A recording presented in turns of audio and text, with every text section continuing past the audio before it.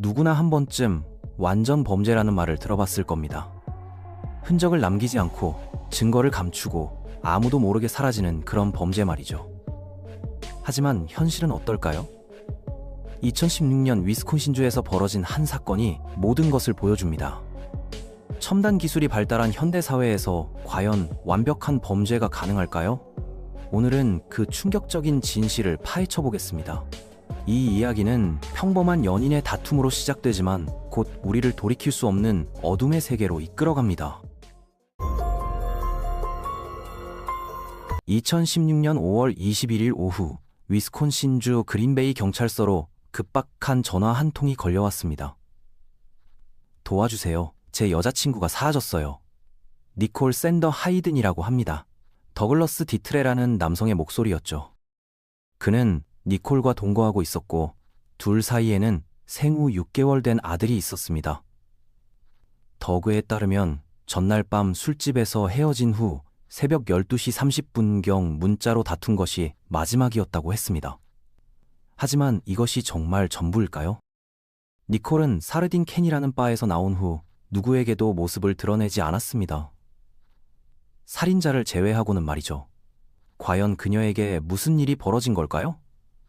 이 사건은 우리를 미시간 호수 연안의 작은 도시 그린베이로 이끌어갑니다. 이곳은 프로 스포츠팀을 보유한 세계에서 가장 작은 도시로 유명하죠. 그린베이 패커스의 본거지이기도 한 이 도시는 평화로워 보이지만 실제로는 위스콘신주 전체보다 높은 범죄율을 기록하고 있습니다.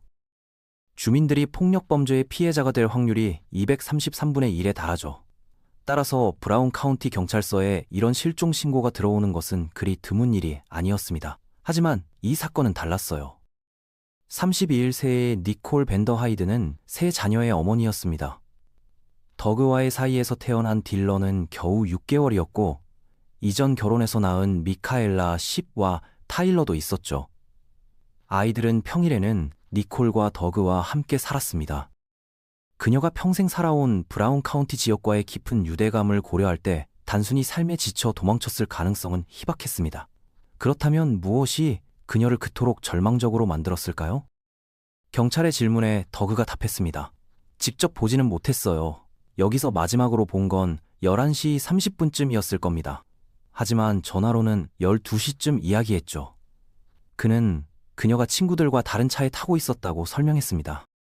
2016년 5월 20일 저녁, 더그와 니콜은 워터링 홀이라는 바에서 친구들과 함께 콘서트를 보러 나갔습니다.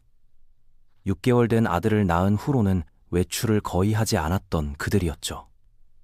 마지막 순간에 베이비시터를 구해서 나온 밤이었습니다. 더그의 고등학교 친구인 아론 콜린스키도 그 자리에 있었습니다. 그가 도착한 시간을 기억하시나요? 8시 조금 전이었던 것 같아요. 그룹 사이의 분위기는 어땠나요? 매우 밝았어요. 우리 모두 흥분해 있었거든요. 친구들은 스틸 팬더라는 코미디 글램 메탈 밴드의 공연을 보며 즐거운 금요일 밤을 보내고 있었습니다. 그날 저녁 더그와 니키 사이에 특별히 이상한 점은 없어 보였죠. 하지만 이것이 폭풍전의 고요였을까요? 콘서트가 끝난 후 밤이 더 계속되기를 원했던 니키가 다른 바로 자리를 옮기자고 제안했습니다. 친구 중 한 명이 가족용 밴을 가져왔기 때문에 운전해주기로 했죠. 그런데 더그는 어디에도 보이지 않았습니다. 마지막으로 목격된 것은 친구 그렉과 다른 여성과 대화하는 모습이었어요. 친구들이 더그나 그렉을 찾을 수 없게 되자 니키를 혼자 두지 않기 위해 그녀를 데리고 다음 술집으로 가기로 했습니다. 그들은 11시 30분쯤 사르딘 캔에 도착했습니다. 니키가 바에서 술을 마시고 있는 걸 관찰했나요? 네, 그녀는 바텐더와 상호작용하고 있었어요. 그 시점에서 화가 난 것처럼 보였나요? 아니요, 화가 난 것 같지는 않았어요. 그들이 사르딘 캔에서 약 1시간을 보낸 후 자정 30분경이 되어서야 분위기가 바뀌기 시작했습니다. 더그는 여전히 나타나지 않았고 니키가 그에게 전화를 걸려고 하는 모습이 목격됐죠. 그녀가 성공했나요? 아니요. 다른 친구 안젤라가 그에게 전화를 걸어봤는데 이번에는 그가 받았어요. 더그가 여자친구의 전화는 받지 않고 다른 친구의 전화만 받는다는 것이 모든 사람에게 이상해 보였고 니콜은 당연히 화를 낼 수밖에 없었습니다. 안젤라가 전화를 끊자마자 니키는 성급한 결정을 내렸어요. 그녀는 모든 것을 거절하고 도망치기로 결심했습니다. 아론이 그녀를 거리로 따라 나가서 이성적으로 설득해보려 했습니다. 집에 있는 어린 자녀들을 위해 집으로 데려다 주겠다고 제안했죠. 그녀가 동의했나요? 아니요. 그녀는 그 일과 아무 상관도 하고 싶어 하지 않았어요. 니콜은 술에 취해 있었고 더그와의 상황에 몹시 화가 나 있었습니다. 길거리에서 비명을 지르며 지나가는 사람들의 관심을 끌고 있었죠. 아론은 물러서면서 그녀에게 소리쳤습니다. 우리가 당신을 아이들에게 더 빨리 데려다 줄 수 있어요. 하지만 그녀는 돌아서며 대답하지 않았습니다. 이것이 그가 그녀를 마지막으로 본 순간이었어요. 그 후 무슨 일이 일어났을까요? 그는 사르딘 캔으로 돌아갔고 일행은 우버를 불러 더그와 그렉을 두고 떠났습니다. 새벽 1시까지 술집에 도착하지 못한 그들은 콘서트가 끝난 후 어떻게 시간을 보냈을까요? 친구 그렉 매튜스에 따르면 별로 한 게 없었다고 합니다. 그렉은 더그와 함께 고등학교를 다녔고 1학년 때부터 알고 지낸 사이였습니다. 그날 밤 콘서트에 나오도록 그 커플을 설득한 것도 바로 그렉이었죠. 그들은 오랫동안 보지 못했던 옛 고등학교 친구와 이야기를 나누며 시간 가는 줄 몰랐다고 합니다.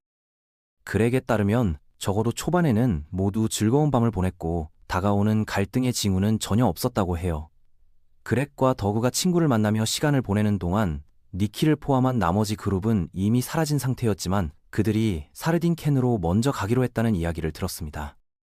그렉이 더그를 차로 데려다 주었는데 둘 다 각자 몇 잔씩 마셨고 더그는 애더럴도 복용한 상태였습니다. 더그가 오전 12시 36에 니콜에게 전화했을 때 그녀는 이미 술집을 나선 후였어요. 그는 그녀에게 자신들이 가는 중이라고 말했습니다.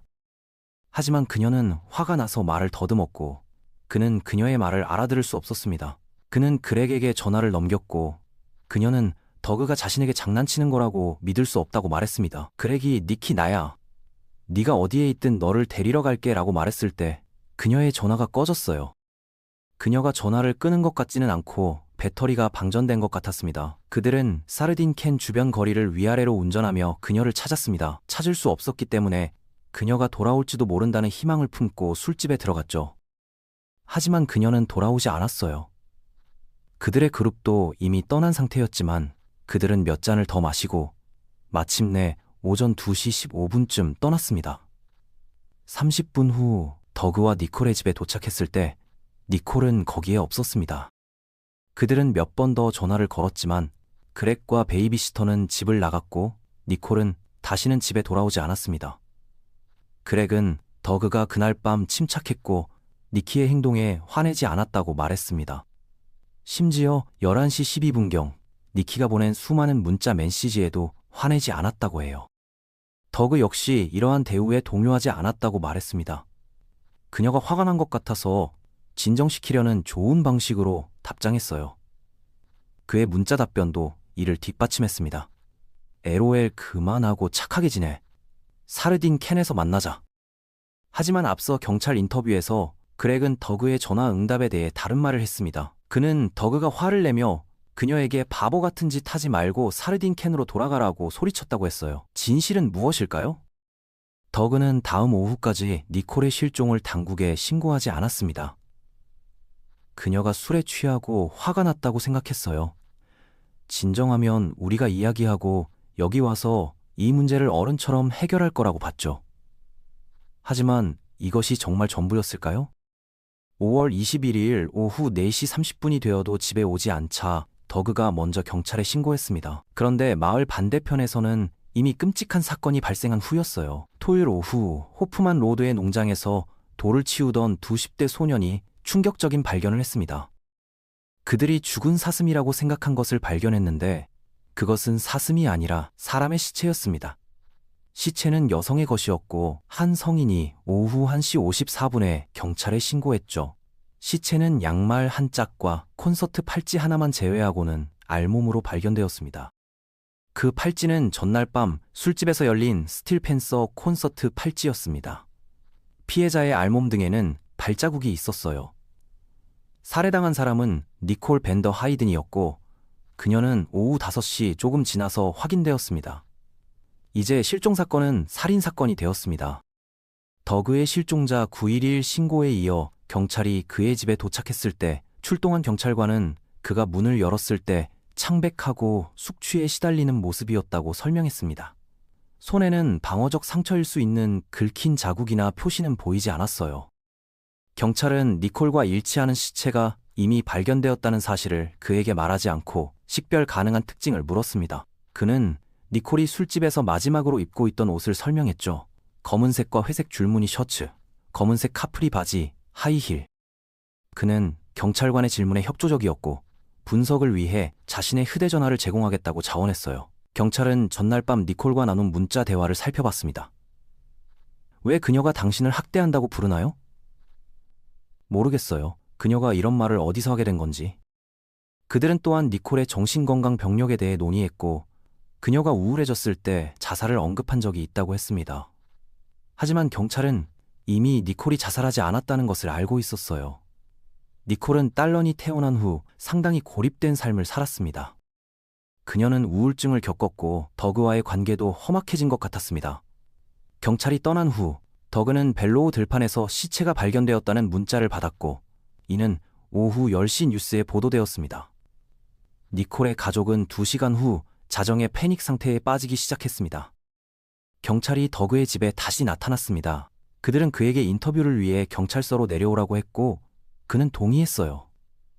더그가 신문실에 혼자 남겨졌을 때 그는 겁에 질리기 시작했어요. 이 뉴스가 나를 겁나게 해요. 오 맙소사.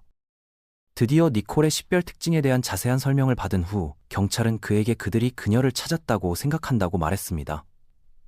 우리가 보고 있는 것은 길 건너편에서 발견된 이 시체예요. 100% 그녀로 확인되지는 않았지만 많은 유사점이 있어요.